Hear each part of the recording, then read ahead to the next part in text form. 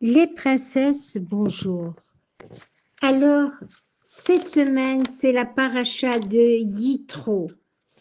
Et Bezrat Hashem, cette semaine va se diviser en 3 événements heureux. La première, c'est aujourd'hui Tu Bishvat. Puis, nous allons jeudi faire la Séouda de Yitro. Et Shabbat, cette paracha fabuleuse. Cette paracha qui va nous révéler l'événement le plus remarquable de l'humanité, le plus incroyable. Alors, les princesses, je voudrais vous raconter en quelques mots le beau-père de Moshe Rabbeinu, Yitro, eut connaissance de grandissimes, de grands miracles accomplis par Akadosh Baruch Hu pour son élu, le Ham Israël. De suite, il se convertit et il accourt.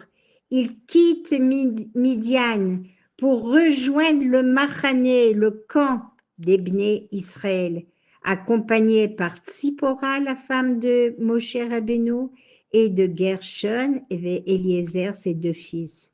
Devant le travail fourni par Moshe Rabbeinu, Yitro lui conseille d'établir une sorte de hiérarchie de magistrats et de juges qui l'assisteront dans sa tâche de gouverner le peuple et de rendre la justice. Les Bnei Israël campent face au mont Sinaï. Hachem les a choisis pour être élus par Hachem, un royaume de prêtres et une nation kadosh, sainte. Le peuple répond en proclamant « Naaseh venishma » tout ce que Hachem dit, nous le ferons. Et le 6e jour du 3e mois, qui est le mois de Sivan, 7 semaines après la sortie d'Égypte, Yetziat Mitzrayim, les Bnei Israël, tout le Ham tout entier, tout le peuple entier est rassemblé au pied de Har Sinaï. Et voilà qu'au milieu de tonnerre et d'éclairs, d'une épaisse fumée et au son du chauffard, ils n'en peuvent plus. Hachem ordonne à Moshe de monter.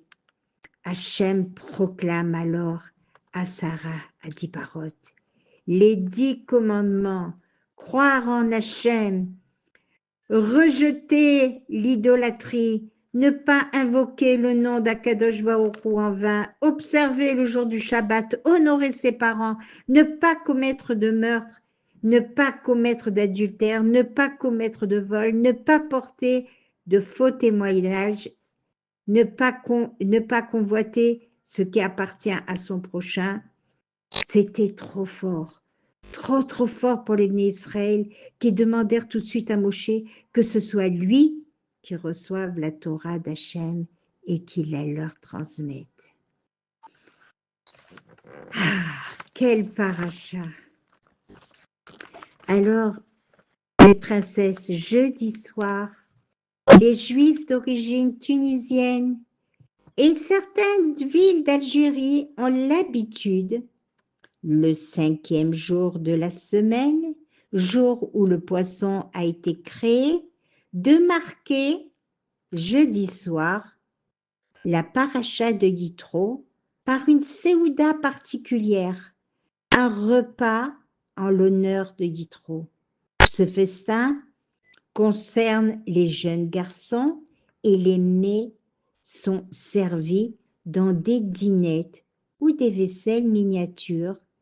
D'ailleurs, une petite table et même les mets, tout est miniature, des petites méguinées, toutes sortes de choses, mais tout miniature, où les garçons sont des rois.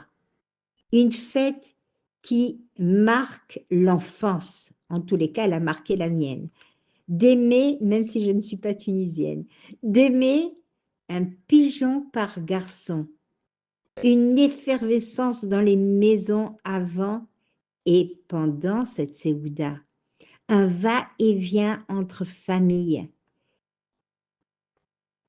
Les voisins, les connaissances, un peu comme la Mimouna, avec échange de gâteaux, fait maison. Vous vous demandez la raison, l'origine de ce minag? Il y en a deux, me semble-t-il. La première, tout d'abord, le repas d'Odaya, comme un korban toda de remerciement à Akadosh Baruch Hu pour avoir cessé pendant la semaine Paracha Yitro une épidémie touchant les jeunes garçons. Le grand rabbin de Tunis, à l'époque Rabbi Yitzhak Tayeb Lomet, en 1785, et les garçons étaient atteints d'une sorte de jaunisse. Puis, la deuxième raison, de jaunisse ou de diphtérie. La deuxième raison marque l'honneur à cette paracha de la réception de la Torah, où on est à Seret Adibarot, les 10 commandements, dont les garçons doivent prendre conscience qu'ils sont les transmetteurs. Le Midrash Tanhuma, dans la paracha Vayigash, Hachem demande des garants. Lorsqu'Hachem va transmettre la Torah au Ham Israël, au peuple hébreu, ce seront nos jeunes garçons du clan Israël, car ce sont eux, par leur étude, qui garantissent la transmission de la tradition et de la Torah. C'est la relation entre la plaie, cette magéfa, cette épidémie, et ce midrash. Ils se sont renforcés dans le limoud étude et le Nes arriva. L'épidémie s'est arrêtée. D'où éduquer nos enfants à l'étude de la Torah en les encourageant et qu'ils soient attachés toute leur vie pour recevoir le bien le plus précieux, la Torah. La mère y trouve son rôle dans cet investissement, dans l'étude, nous est cher et nous comble de bonheur. Le but du juif sur terre, c'est l'étude de la Torah. Les Tunisiens font cette Seouda Gdusha avec des brachot et des divrei Torah à l'image de la grande Seouda, du grand repas qui se tint en l'honneur de Yitro. Coutume, oui, mais leur source dans une dimension profonde et spirituelle. Hormis les pigeons, nous devons citer la pièce montée pour la fête des garçons. Après que la communauté ait prié, la pièce montée avec les dragées, les meringues ou les fleurs comestibles qui ornent ce dessert rappellerait les fleurs qui recouvraient la montagne à ce moment-là, en plein désert aride. Voilà. Et après que la communauté ait prié, jeûné et imploré Hachem de les sauver, les uns disent qu'un pigeon blanc a apparu sur le toit du Beth Knesset, annonçant la fin de l'épidémie. Mais ce n'est pas tout. Il y a aussi une femme pieuse qui avait rêvé Eliaou Hanavi que si chaque famille égorgeait un pigeon, l'épidémie prendrait fin. Le pigeon est la seule volaille, pour rappel, apte à être sacrifiée au Beth Amikdash. Am Israël est comparé à la colombe, au pigeon blanc, qui est la fidélité, à l'image de Am Israël qui est fidèle à Boré Olam. Fête qui est l'expression de la joie d'avoir reçu la Torah.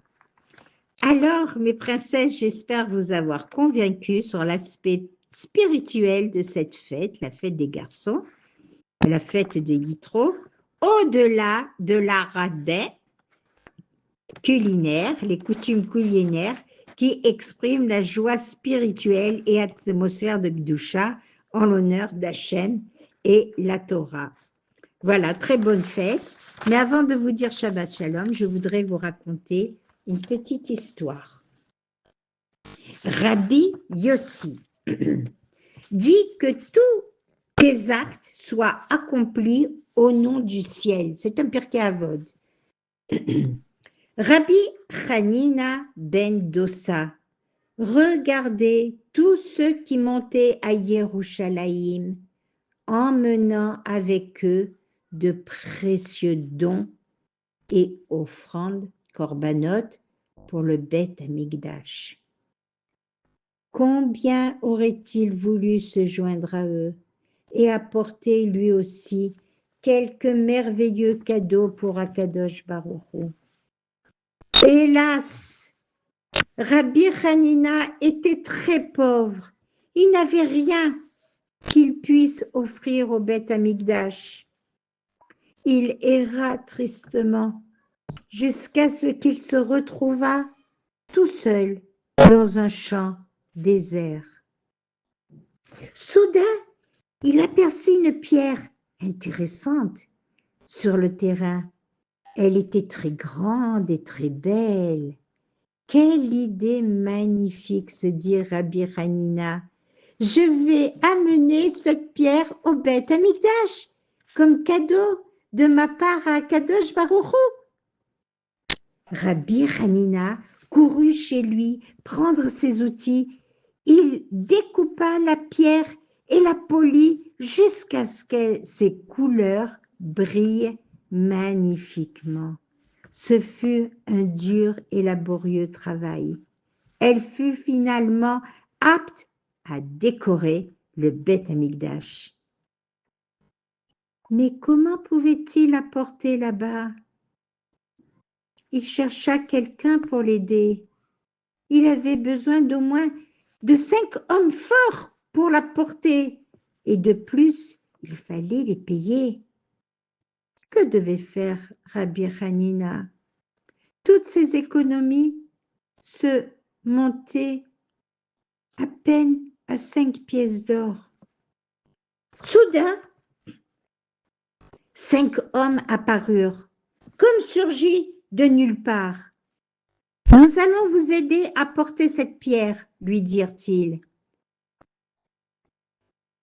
Pouvez-vous nous donner à chacun une pièce d'or » C'était exactement ce que Rabbi Hanina pouvait se permettre.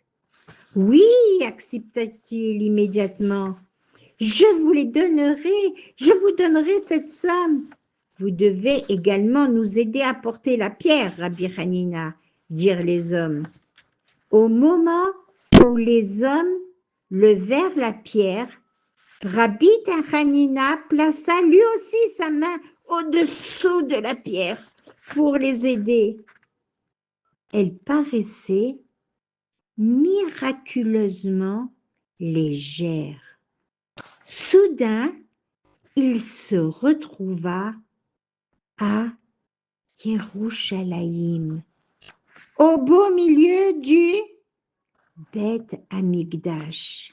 « Voilà, je vais vous payer, dit-il aux hommes. Ils se retournent. Mais où sont-ils? Ils avaient tous disparu. Rabbi Hanina ne sut quoi faire. Il se hâta d'aller raconter tout cela aux Chachamim qui étaient assis dans le Beth Amikdash, un Beth Din. Ils sourirent. Ces hommes étaient sans doute des malachim envoyés pour t'aider, lui dirent-ils. Rabbi Hanina donna alors l'argent à des pauvres Talmid Chachamim à la place de remercier et remercia Hachem de l'avoir aidé. Je sais que vous connaissez tous cette histoire, mais je n'ai pu m'empêcher de vous la raconter car je l'aime beaucoup. Cette histoire se veut nous enseigner plusieurs leçons intéressantes. Aujourd'hui, Nous avons la possibilité de faire venir le Mashiach, mais cela peut nous paraître une tâche incroyable, incroyablement difficile. Comment pouvons-nous y parvenir? Nous devons tirer une leçon de Rabbi Hanina. Si nous voulons vraiment faire venir le Mashiach, il nous faut seulement essayer. Même si tout ce que nous faisons, c'est mettre la main sous le rocher, Hachem nous fera réussir. Et en un clin d'œil, nous nous retrouverons à Yerushalayim avec Mashiach et tout le Ham Israël, le peuple juif. À méditer, s'il vous plaît. Très bonne journée, les princesses.